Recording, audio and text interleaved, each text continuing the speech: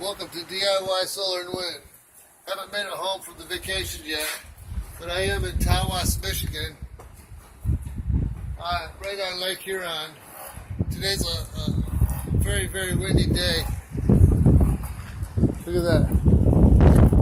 It's kind of beautiful, but it's like 32 miles an hour wind gusts, and there's no wind generators out here at all.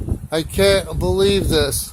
I would be completely off grid if I lived around here on the coast of a great lake or a sea or an ocean.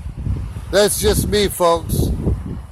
But maybe the rest of the world isn't ready for DIY solar and wind.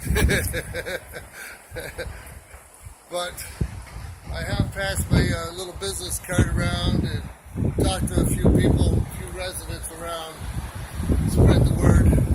But today I do plan on stopping an hour south of here and want to take care of him, see if he got his YouTube channel for his solar business and see if we can shoot some videos. On my way home. Vacation is about over.